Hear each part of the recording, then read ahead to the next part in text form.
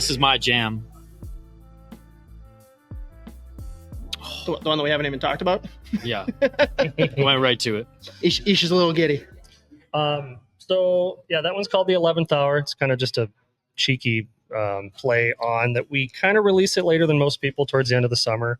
I wanted to kind of be in there in that cusp between summer and fall. And now with summers, lasting longer and longer these days, I mean, we're in September and it's in the 80s.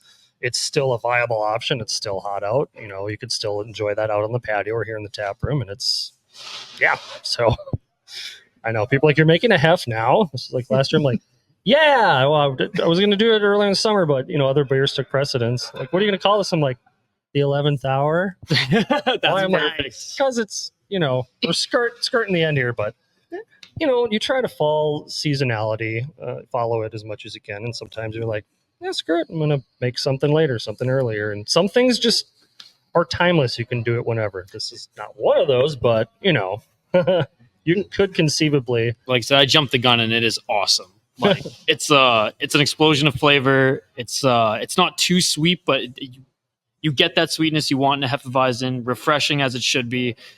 That's one of my favorite styles, like German beer styles for sure. And this is awesome.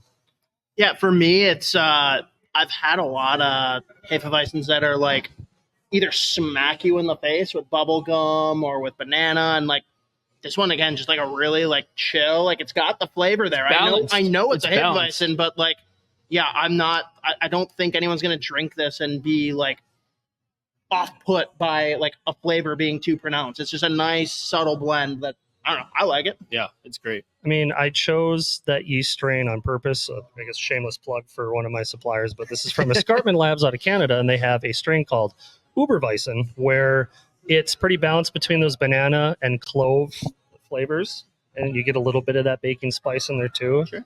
One or the other doesn't really take over. There's also kind of a little undercurrent of like citrus, a smidge of like lemon zest. It's underneath everything. It kind of melds together. So, yeah. Again, balanced. I didn't want I wanted banana to be there, but I didn't want it to take over the clove or vice versa. It's like. All right, next up here, going along with our second beer, we've got the Love to Hate. Isha, who's your team?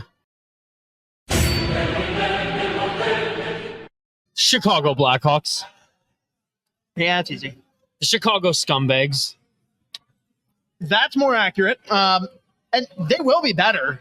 No mistake. Oh, like they're a better team. They're still not good. They acquired some good pieces during the offseason, but they're still going to be bottom of the division.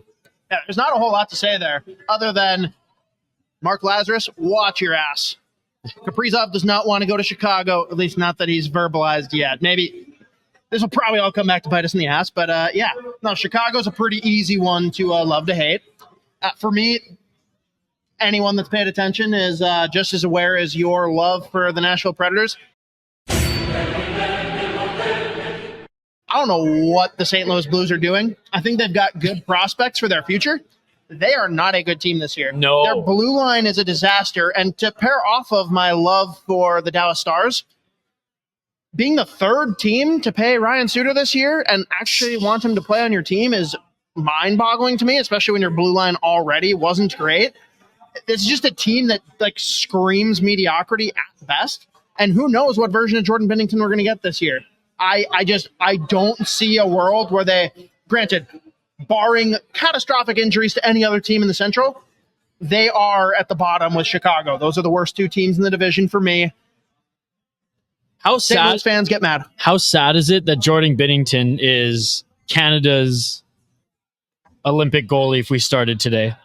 Not if he started today necessarily. He's Fleury, maybe if it's today. Okay. Maybe.